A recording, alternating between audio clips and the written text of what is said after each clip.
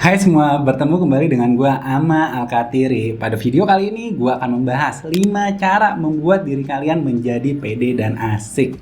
Mungkin di hidup kalian pernah bertemu dengan seseorang yang membuat diri kalian tertarik dan suka tanpa tahu sebab yang jelas. Kalian melihatnya sebagai seseorang yang memiliki rasa percaya diri dan mengasihkan ketika dirinya berbicara.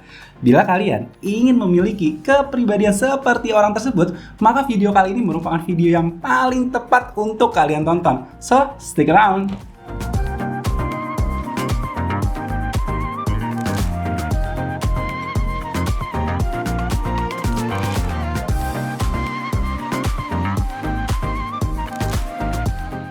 Cara yang pertama menjadi orang pede dan asik adalah jangan selalu mendengarkan pendapat orang lain.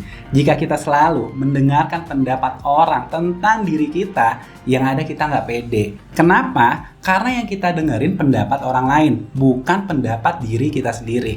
Kalau gue mikirin pendapat orang lain tentang diri gue, kemungkinan besar gue nggak akan ngebuat channel YouTube ini. Kenapa? Karena gue takut bila respon orang lain itu nggak sesuai dengan apa yang gue harapkan. Tapi ketika gue ngomong bodo amatan sama pendapat orang, ya gue akan lebih pede selama apa yang gue sampaikan ini berdasar. Di sini poinnya, bukan kalian harus jadi orang cuek dan gak peduli sama pendapat orang. Pendapat orang itu penting dan harus didengar. Tapi dengerinnya pakai filter alias jangan ditelan mentah-mentah. Feedback dari orang lain kalau didengerin pakai filter itu akan membuat diri kita lebih baik, bahkan akan jauh lebih percaya diri. Tapi kalau pendapat orang dilahap mentah-mentah, nah ini yang salah. Kenapa? Karena nggak semua pendapat orang tentang diri kita itu benar dan jujur. Orang yang asik dan percaya diri itu memiliki kemampuan untuk dapat membedakan mana pendapat orang yang harus didengar dan mana pendapat orang yang harus diabaikan. Terkadang yang ngebuat kita selalu dengerin pendapat orang itu karena kita nggak kenal sama diri kita sendiri. Kalau kita kenal, kita nggak akan peduli. Toh yang lebih tahu diri kita bukan orang lain. So, bila kalian ingin menjadi lebih pede, nggak usah dengerin pendapat orang tentang diri kalian apalagi yang negatif. Hidup ini yang jalanin diri kalian, bukan orang lain. Cara yang kedua adalah eye contact. Apa yang kalian rasakan ketika seseorang berbicara sambil menatap mata kalian? Pasti orang tersebut terlihat lebih percaya diri, bukan? Apalagi ketika kalian curhat, matanya itu nggak fokus kemana-mana, tapi fokusnya ke diri kalian. Pasti rasanya curhatan kalian itu didengerin dan dingertiin. Seseorang yang mampu menatap mata orang lain dengan frekuensi yang lebih lama, entah itu ketika dirinya berbicara ataupun mendengarkan, itu akan terlihat lebih percaya diri. Dan ternyata ada salah satu penelitian yang dipublish di jurnal Self and Identity yang menyatakan seseorang itu akan memiliki kepercayaan diri yang tinggi ketika orang tersebut menatap mata lawan bicaranya dengan frekuensi yang lebih lama. Dan orang yang memiliki kepercayaan diri yang rendah itu ketika orang tersebut jarang menatap lawan bicaranya. Jadi kesimpulannya, kepercayaan diri seseorang itu sangat berkaitan dengan seberapa lama orang tersebut dapat menatap lawan bicaranya. Tapi ingat bro, jangan kelamaan, yang ada orang bisa takut. Apalagi ngelihatnya sambil melotot, nanti dikira pocong.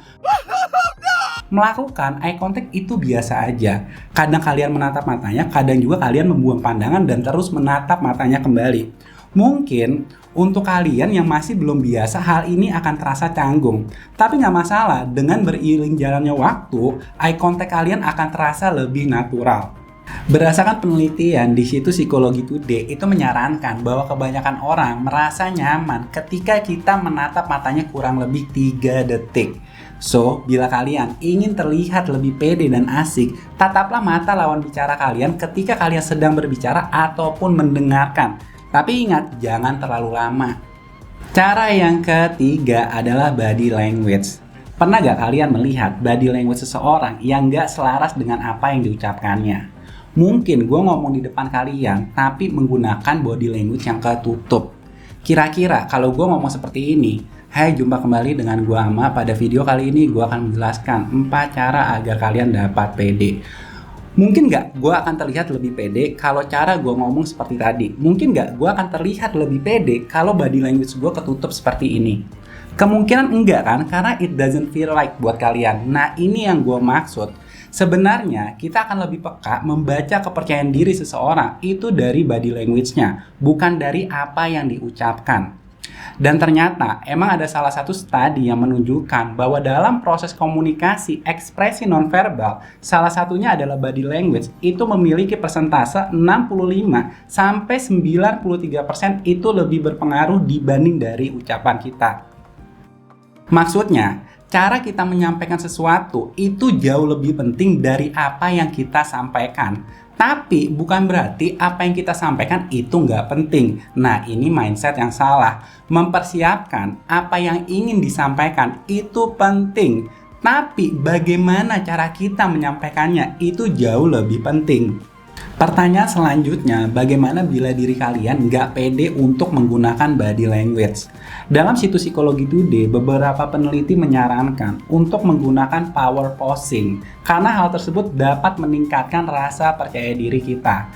Power posing yang gue maksud di sini itu seperti gambar yang ada di atas. Body language setiap orangnya terbuka. Nah, ini yang gue sebut dengan power posing. Dan yang di bawah ini itu adalah body language ketutup, yang mana postur tubuh setiap orangnya seakan-akan tidak memiliki power atau kekuatan. Ketika kita menggunakan power posing ataupun body language yang terbuka, kita akan lebih percaya diri karena hormon testosteron yang berfungsi untuk meningkatkan self esteem itu akan meningkat, dan hormon kortisol atau yang disebut dengan hormon stres itu akan menurun. Kesimpulannya, bila kita berbicara menggunakan body language yang terbuka, orang lain tidak hanya akan melihat diri kita pede, tapi kita akan merasa lebih pede. Cara yang keempat adalah nyaman menjadi diri sendiri. Orang yang percaya diri dan asik adalah orang yang nyaman menjadi dirinya sendiri. Mereka nggak perlu tuh jadi orang sok pintar, sok keren, sok paling asik, sok paling tahu. Kadang yang membuat kita sulit menjadi diri kita karena perasaan takut bila kita menjadi diri kita sendiri itu nggak diterima oleh lingkungan pertemanan kita.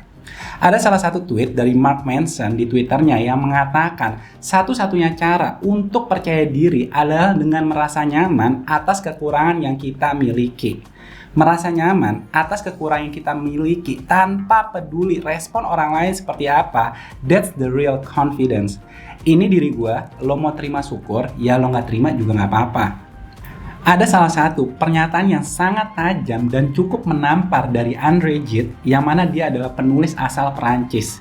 Ia mengatakan lebih baik kita dibenci tapi kita menjadi diri kita sendiri dibanding dicintai tapi kita menjadi orang lain. Yes, menjadi diri kita sendiri itu pasti ada aja orang yang gak suka sama diri kita. Tapi pertanyaannya, kalian lebih milih mana? Kalian gak disukai sama banyak orang tapi menjadi diri kalian sendiri, atau disukai sama banyak orang tapi kalian menjadi orang lain? Bila kalian ingin menjadi lebih pede dan lebih asik, jadilah diri kalian sendiri tanpa harus meminta pengakuan dari orang lain. Just be yourself. Cara yang kelima adalah keluar dari zona nyaman. Bila kita terlalu lama hidup dengan rasa nyaman, itu nggak akan membuat diri kita percaya diri. Percaya diri itu didapat bukan dari pengalaman yang membuat diri kita nyaman. Malah sebaliknya, kita pede itu karena pengalaman yang membuat diri kita nggak nyaman.